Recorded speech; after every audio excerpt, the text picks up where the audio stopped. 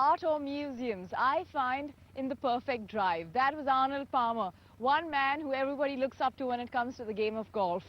Welcome to Tea Time with me, Shaili Chopra. Today, we have a special guest, the man who actually bumped into Tiger Woods accidentally. And then once Tiger Woods was gone, he looked back and said, hey, I think that guy's familiar. Ashish Bharat talks to us about his experiences on the golf course and how he's making a big splash in the corporate world.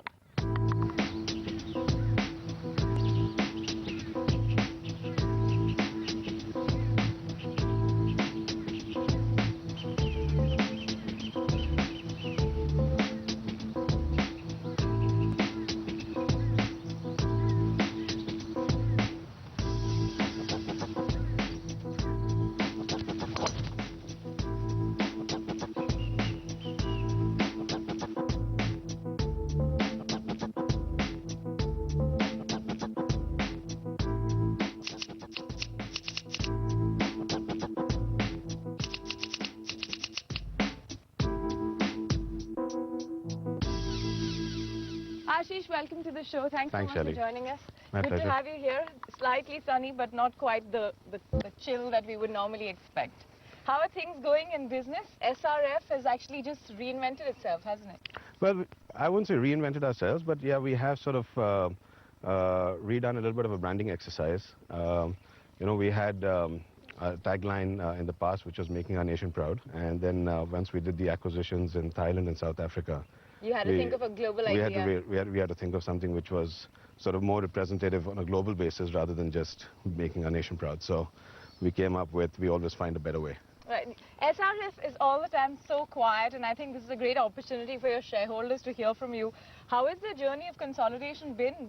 Africa, Thai markets, and what could be next, really? When we went out to do the acquisitions a couple of years ago, we had strong strategic rationale why we were doing them.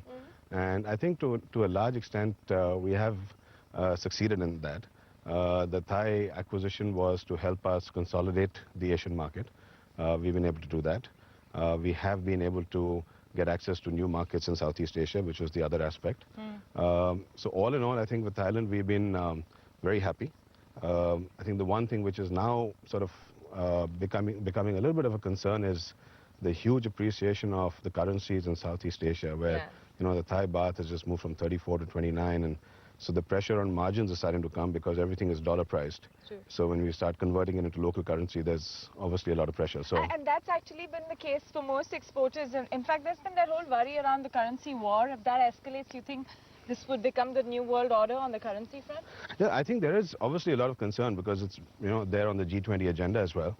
But this whole thing about currency appreciation and being looked upon only as having an impact on exports is something which I don't understand, because it has an impact even on the domestic industry. At the end of the day, all of us who do business on import parity. Yeah. So if if the rupee is appreciated from 48 to 44 and the dollar price remains the same, I mean, my margins even in India have come down. It's not just exports. Because at some point in the value chain it's going to have an impact. It is, and I mean, it is having a huge impact. And while we will do everything possible to find answers, but if China doesn't appreciate its currency, which is the fundamental problem for most of us, margins will keep coming under pressure. But what is the story going, at least for 2010? The bottom line story or the top line story? I think it's a combination. I mean, our top line has increased quite substantially. I don't have the exact percentages, but it's somewhere in the region of around 25% versus last year. And the bottom line has also been extremely healthy. We've on a half-yearly basis, we've done better than last year.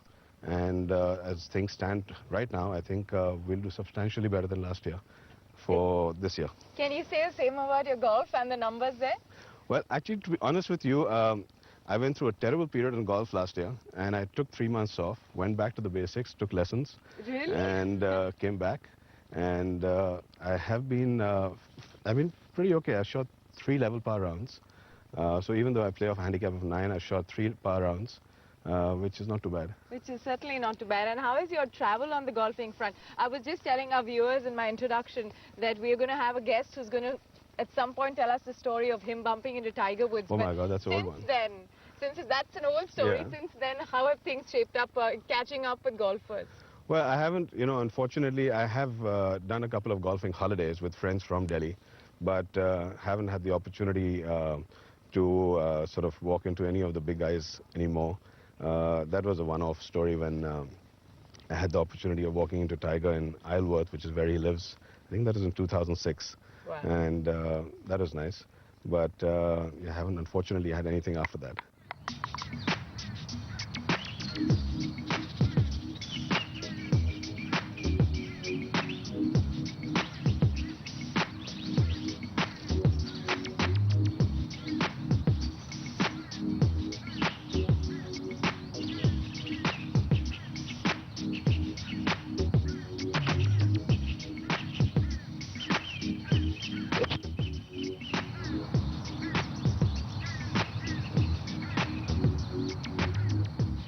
Ashish, tell our viewers a little bit about how SRF started. I know it's a family business for some time. So Yeah. how have things sort of shaped up? Because it's what been primarily on fiber, nylon fiber, and then Yeah. it sort of evolved from there. Sort of started off as a tire cord Yeah.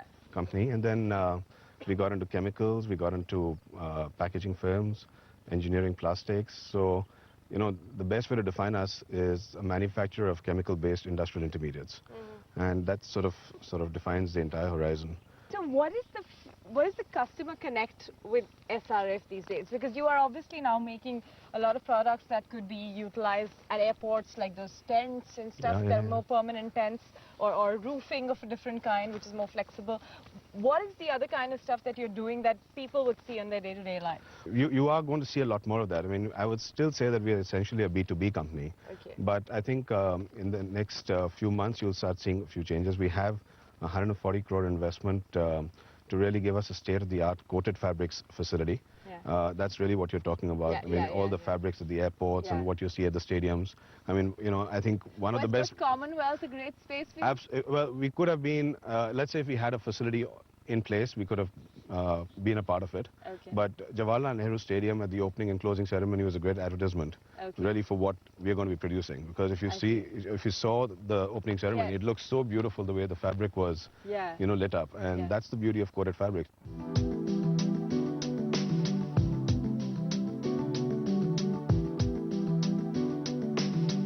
If I was to look at something which was absolutely essential, I think we've covered what we needed to.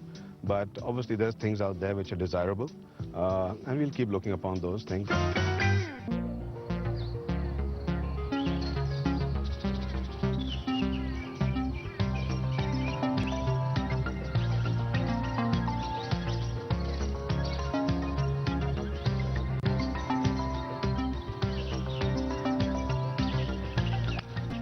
Hi. That improved that one.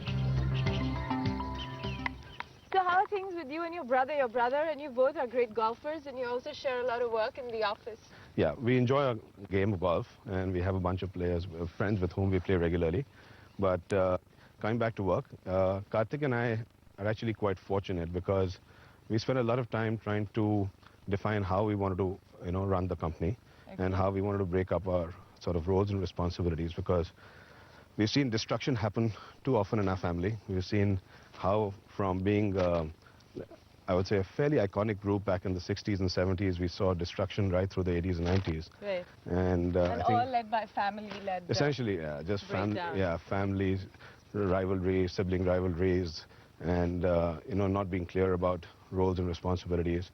And I think at a very broad level, Shaili, it really comes down to, when you run a company, you have policies, you have a vision, you have all the sort of things which you need for a company. You need the same thing for a family. Yeah. And- But this obviously must have been a vision of your dad more than all of you sitting together. Yeah, How did it all happen? Well, my dad, through, let's say, late 90s, early 2000, in the early part of this decade, sort of understood that, we had to work a lot more at this. And Karthik and I were very clear that, running SRF or growing SRF is not a personal ambition. It's something that we want to do because that's the way you create family wealth and you create shareholder wealth for everybody else. So it's never been about me. It's never been about Karthik. It's always been about SRF. And I think the biggest problem is that once it becomes about an individual, then you can start running into problems.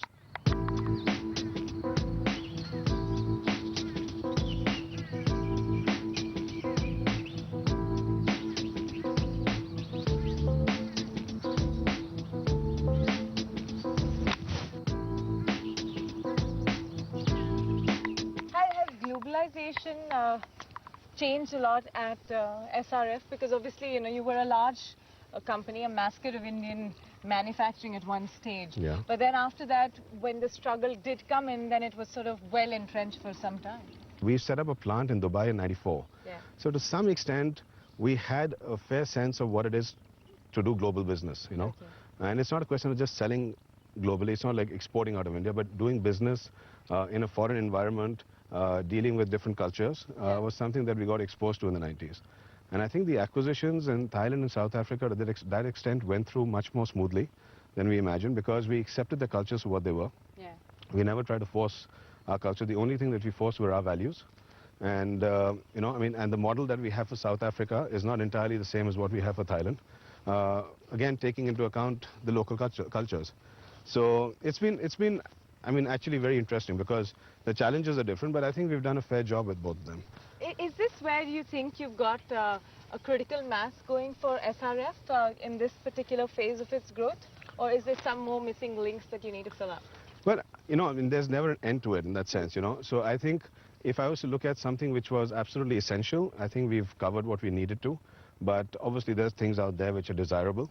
And we'll keep looking upon those things. I mean, the thing with, you know, inorganic growth is you never know what comes onto the table at what time. Right. And we just have to be ready for it. And the only thing that we are doing is making sure that our balance sheet gets stronger and stronger year by year.